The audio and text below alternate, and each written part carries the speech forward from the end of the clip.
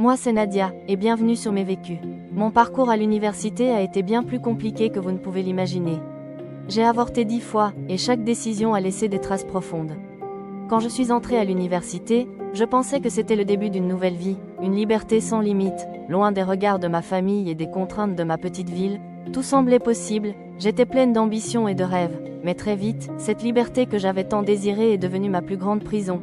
J'ai commencé à fréquenter des gens différents, à sortir la nuit, à vivre intensément sans penser aux conséquences. Et c'est là que j'ai rencontré celui qui allait changer le cours de ma vie. Il était charismatique, sûr de lui, un peu plus âgé.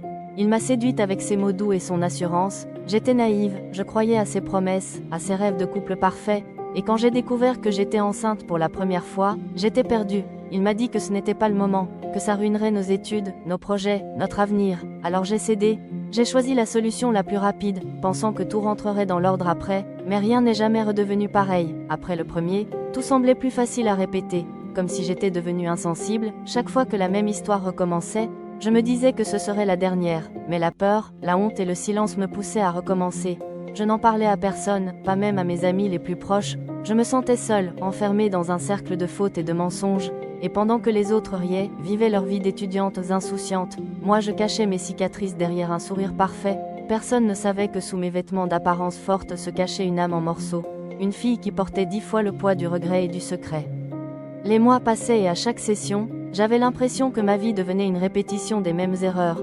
Je changeais de visage, de fréquentation, d'histoire, mais au fond c'était toujours le même vide que j'essayais de combler. Je cherchais l'amour dans des bras différents, la validation dans des regards éphémères, comme si je pouvais effacer ma douleur en me sentant désirée, mais plus je me donnais, plus je me perdais, et le jour où j'ai dû subir le 3e avortement, quelque chose en moi s'est brisé, j'ai commencé à avoir peur de moi-même, peur de ce que j'étais devenue, mais personne ne le voyait. À l'université j'étais cette fille populaire, souriante, celle qu'on enviait pour sa beauté et sa liberté, alors qu'en réalité chaque nuit je pleurais seule, me demandant combien de fois encore je pourrais survivre à tout ça. Chaque intervention laissait en moi un vide plus profond, une douleur physique, mais surtout émotionnelle.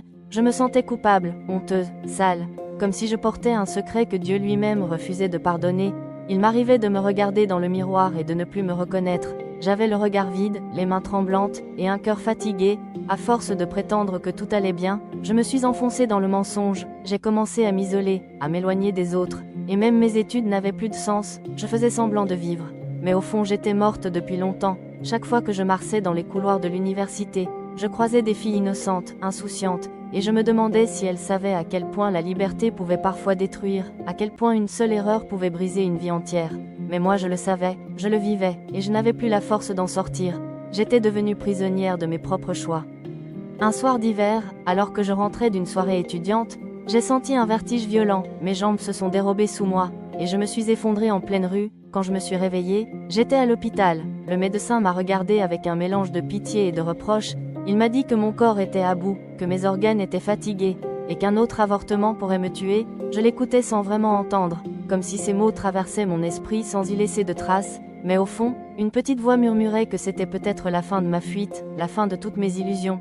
C'est là qu'une infirmière est entrée, une femme d'âge mûr, avec un regard doux mais ferme. Elle m'a tenu la main et m'a dit doucement : « Tu sais, la vie ne t'a pas condamné. C'est toi qui refuses de te pardonner. » Cette phrase m'a percuté plus fort qu'un cri. J'ai senti les larmes couler sans pouvoir les retenir. C'était la première fois que quelqu'un me parlait sans me juger, sans me réduire à mes erreurs. Les jours suivants, elle venait souvent me voir. Elle m'apportait du thé, me racontait des histoires de femmes qui avaient survécu au pire. Et petit à petit, j'ai commencé à sentir un souffle nouveau, fragile, mais réel. Je me suis promis d'essayer de changer, de ne plus fuir. Alors j'ai coupé contact avec tous ces hommes qui ne voyaient en moi qu'un corps. J'ai quitté mon ancien cercle, et j'ai recommencé à suivre les cours sérieusement. Mais malgré tout, les cauchemars me hantaient. Chaque nuit je revivais ces instants sombres, ces décisions prises dans la peur, ces cris étouffés dans le silence d'une clinique. Parfois je me levais en sursaut, la main sur le ventre vide, comme si mon corps me rappelait ce que j'avais perdu. Je me disais que je ne méritais plus d'être mère, que j'avais brûlé toutes mes chances. Et pourtant au fond de moi, une étincelle refusait de s'éteindre, celle de l'espoir, celle d'une possible rédemption. Mais à ce moment-là, je ne savais pas encore que la vie allait me confronter à la plus grande vérité de toutes.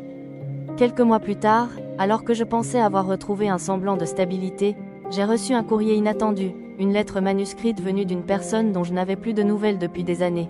C'était de ma mère. Elle m'écrivait pour me dire qu'elle savait tout, qu'elle avait appris par des proches mes disparitions répétées et mes hospitalisations. Elle me suppliait de rentrer, de parler, de ne plus me cacher.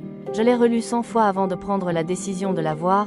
Je suis retournée dans ma ville natale, tremblante, honteuse, mais déterminée à mettre fin à ce silence qui me tuait. En arrivant, je l'ai trouvée assise dans le salon, les yeux gonflés, elle m'a serré dans ses bras sans rien dire.